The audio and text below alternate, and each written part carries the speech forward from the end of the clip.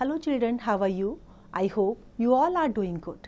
Children, now we will read A Brave Girl, Helen Keller.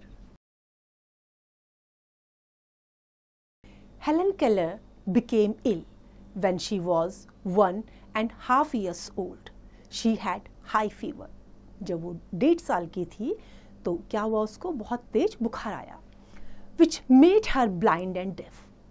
और उस तेज बुखार की वजह से जो हेलन केलर थी वो क्या हो गई थी, blind and def.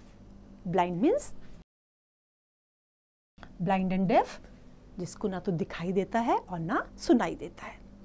Till then she had been a happy and healthy child. तब तक जो है वो बड़ी हैप्पी और हेल्दी चाइल्ड थी. But now she could no longer see or hear. अब जो है उसको ना तो दिखाई देता था और ना सुनाई देता था. She made special signs with her hands. She spoke to her family by using sign language.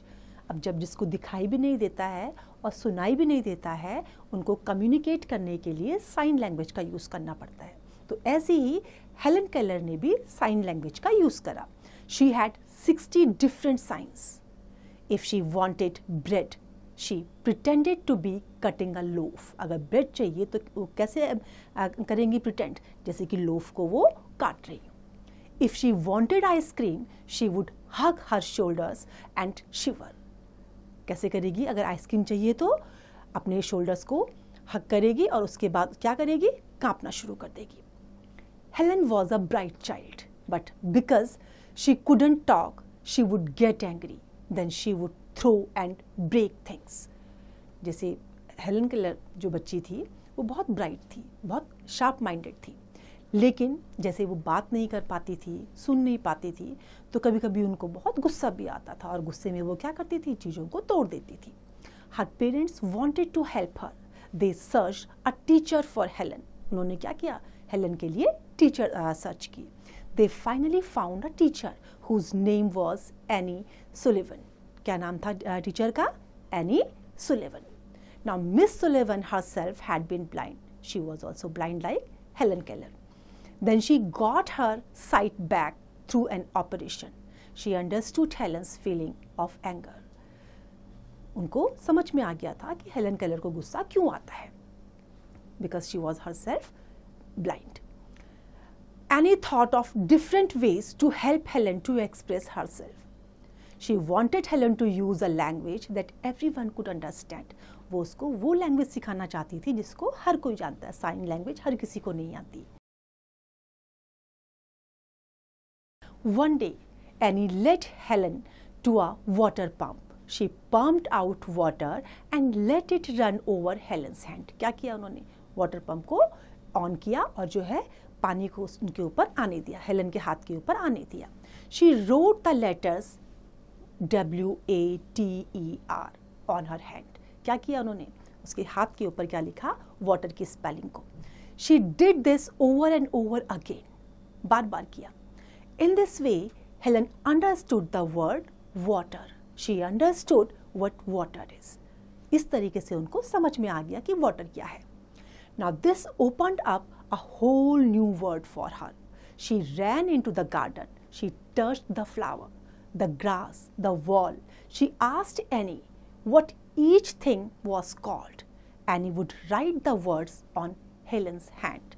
Annie क्या करती थी, गार्डन में ले जा करके फ्लावर्स को टच करवाएंगी, ग्रास को टच करवाएंगी, वॉल को टच करवाएंगी और फिर उसके बाद जो है क्या करती थी, एनी उनके हाथ के ऊपर लिखती थी जिस जिस चीज़ को वो टच करती थी. Everything had a name now. This was the key that opened the new word for Helen. Helen के लिए इसने एक न्यू वर्ड उनके सामने क्रिएट किया, क्योंकि उनको अब वो लैंग्वेज आने लगी थी जिसको कॉमन पीपल भी जानते हैं. Till now this word had been unknown to her. She could now talk to people. अब जो है वो लोगों से बात कर सकती थी क्योंकि उनको कॉमन लैंग्वेज भी आने लगी थी. Slowly she stopped getting angry. Annie remained Helen's teacher for many years. She taught Helen to read through data raised on paper.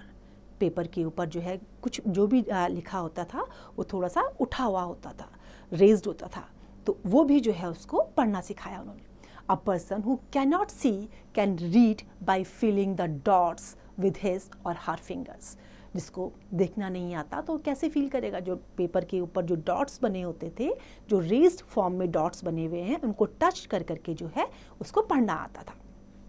These dots are arranged to form the letters of the word. ये जो dot होते थे ये कैसे बने होते थे? Letter की फॉर्म में. जैसे अगर वाटर है तो वाटर की फॉर्म में जो है वो रेज्ड होंगे, ग्रास है तो ग्रास की फॉर्म में रेज्ड होंगे. इस तरीके से उनको पूरा सिखाया.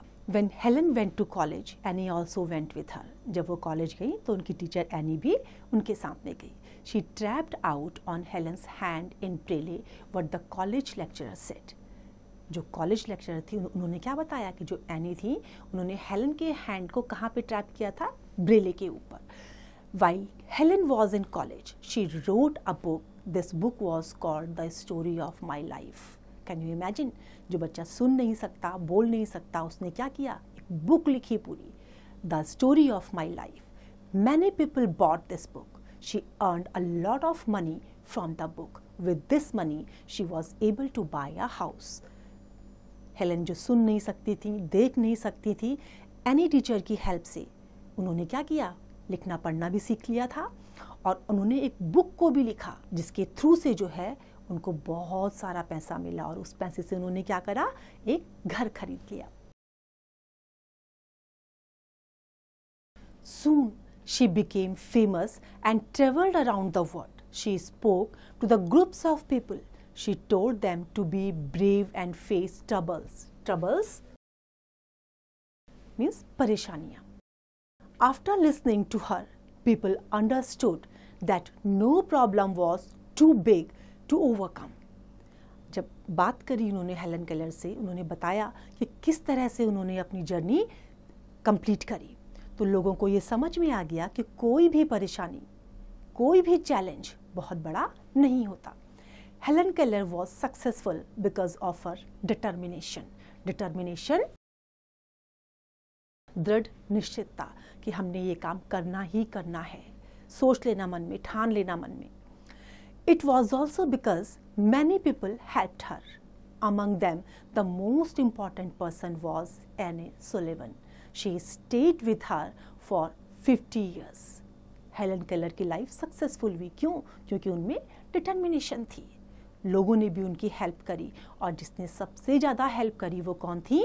उनकी टीचर एनी सुलेवन, जो उनके साथ 50 इयर्स तक रही.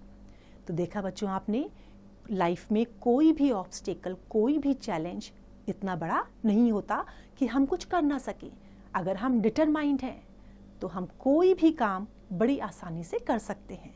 हेलन केलर जो बोल नहीं सकती थी, सुन नहीं सकती थी, उन्होंने भी अपनी बुक पब्लिश करी और बड़ी फेम उस बुक के थ्रू से गेन करी. तो ऐसे ही आपको भी एजुकेशन में अगर कोई प्रॉब्लम आती है, कोई ऑब्स्टेकल आता है, तो आपको डरना नहीं है. You have to fight with the obstacles, right? I hope आपको ये स्टोरी पसंद आई होगी. Now this is your exercise, you have to do it, you can practise it.